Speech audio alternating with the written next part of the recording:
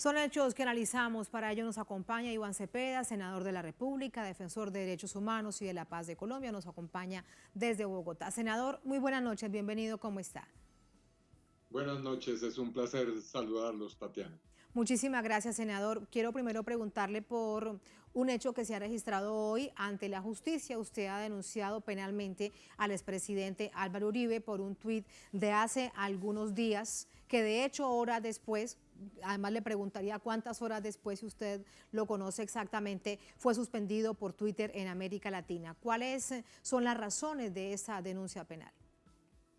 Bueno, fundamentalmente que él utilizó su cuenta de Twitter, que es una cuenta muy seguida, eh, para incitar a la violencia. Lanzó un mensaje llamando a los miembros de la Policía Nacional y del Ejército a usar sus armas, prácticamente dando a entender que era lícito atacar a quienes estaban en las calles. Eso ocurrió el día 30 de abril en horas de la mañana y desde ese momento mi equipo y yo comenzamos a contabilizar los hechos en los cuales se podía presumir o estaba documentado que miembros de la fuerza pública han utilizado armas de fuego y en efecto son numerosos hechos que están claramente descritos en más de 40 páginas que tiene esta denuncia que he presentado hoy ante un juez de la República. Senador, la implicación que esto tiene desde la perspectiva de la fuerza pública, ¿a quién le hace caso? ¿Quién atiende entonces a la organización como tal si el presidente no es él y es el presidente Iván Duque? Pero con esto, por ejemplo, que usted nos dice, que da cuenta que después de un mensaje hay una reacción tan grave como el asesinato de civiles en Colombia. Bueno, es evidente que Uribe tiene un peso supremamente significativo en el gobierno de Duque. Es más, se dice que la sede de gobierno en Colombia no está en el Palacio de Nariño, en Bogotá, sino en la gran hacienda de Uribe en el Ubérrimo. Y yo creo que esa metáfora no es exagerada.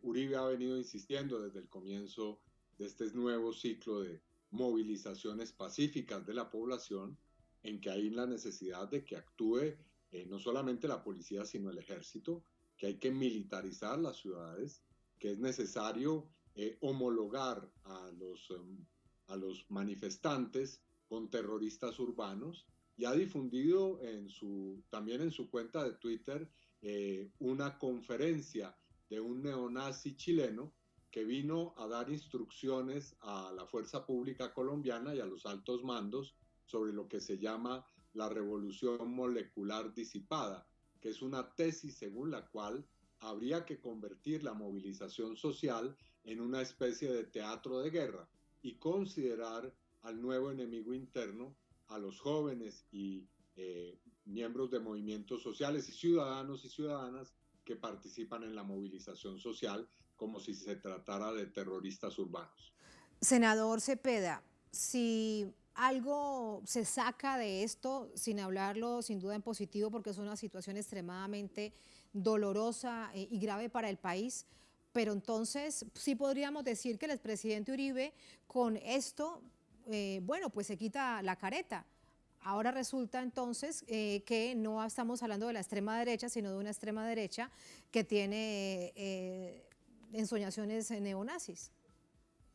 Pues las raíces ideológicas de las teorías que está moviendo Uribe son sin lugar a dudas esas y efectivamente lo está haciendo sin ninguna clase de disimulo y eso me parece muy bien porque realmente lo que ha propuesto al país es desatar una carnicería humana.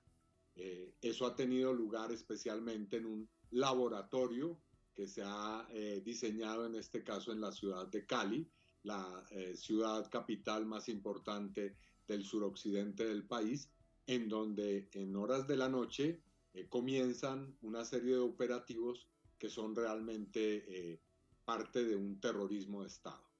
Se invade las viviendas de la gente, se violan mujeres, se disparan gases lacrimógenos en vehículos de transporte público.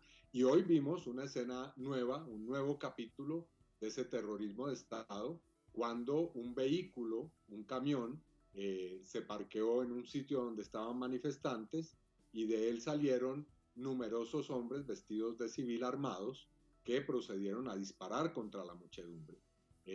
Horas después, dado que hubo una reacción rápida de los manifestantes, se logró detener el camión y se ha demostrado que es un camión que pertenece a la Policía Nacional. De hecho, teníamos un tuit hace minutos aquí precisamente de noticia donde el comandante de la policía reconoce que sí, que ese camión era de ellos y que los policías, que evidentemente son policías, pero resultan ellos ser las víctimas de una agresión por parte de los manifestantes. Todo esto ha ocurrido en Cali, senador. La pregunta es ¿por qué Cali convertida en un laboratorio a tal nivel de guerra, de violencia estatal? Bueno, en el último tiempo, en el suroccidente del país, se ha vivido un proceso de organización y de lucha especialmente intenso. No solamente los jóvenes, que son protagonistas esenciales de estos procesos, los estudiantes, sino también el movimiento indígena, las comunidades afrodescendientes, que han desarrollado en esos territorios un proceso de intensa organización y movilización, pues se han hecho sentir. Y creo que precisamente han escogido esa ciudad que se muestra como un lugar en el cual se está fortaleciendo el movimiento social para intentar precisamente infundir el terror. ¿Y hasta dónde se llegaría? De hecho, el comandante del ejército, el señor Zapateiro, dice que no se va de Cali hasta que literalmente haya sido pacificada. Esto entonces, ¿qué consecuencias realmente tendrá? La gente está muy preocupada en esta ciudad y por supuesto en lo que se refleja en el país cuando vemos al comandante del ejército enviando tal niveles de señales. Bueno, como hemos visto hoy, ya es con paramilitares prácticamente, o métodos paramilitares, que se está abordando este asunto. Al general Zapateiro, quiero señalarlo, hemos denunciado en numerosas oportunidades, puesto que está vinculado a numerosos hechos de corrupción y también de violación de derechos humanos. Así que lo conocemos bastante bien y él va a ir incluido también en la acción que presentaremos ante la fiscal de la Corte Penal Internacional, puesto que ha hecho presencia en esta ciudad sin duda para promover una política de sangrienta violación de derechos humanos. A propósito de este anuncio de la denuncia ante la fiscal de la Corte Penal Internacional, se encuentra en esta lista el expresidente Uribe. ¿Qué otras personas, qué otros funcionarios del gobierno colombiano, senador?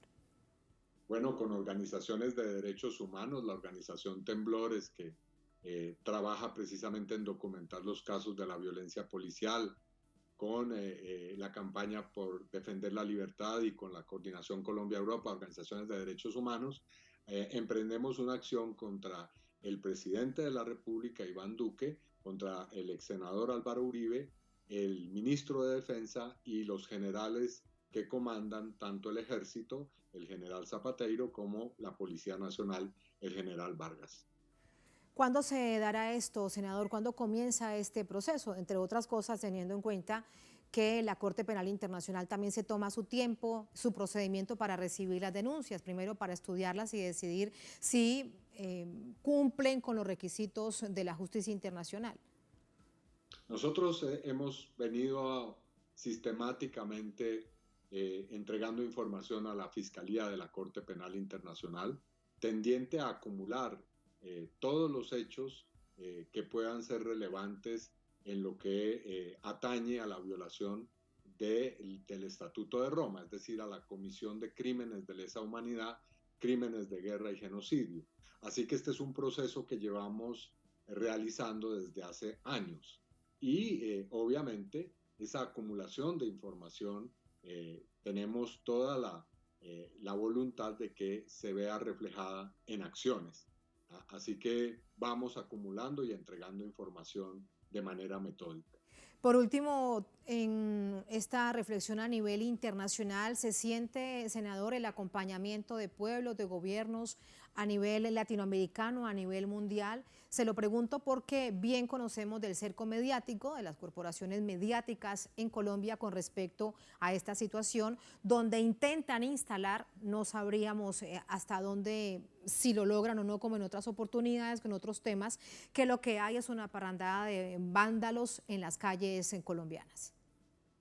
Bueno, en efecto hemos sentido desde muchos puntos de nuestro continente, desde gobiernos europeos, el gobierno de Estados Unidos, congresistas también en Estados Unidos y en Europa, las Naciones Unidas, en fin, desde casi todas las instancias internacionales con una sola excepción, y lo hemos dicho claramente, no hemos oído una sola palabra del señor secretario general de la OEA, el señor Almagro, con relación a Colombia.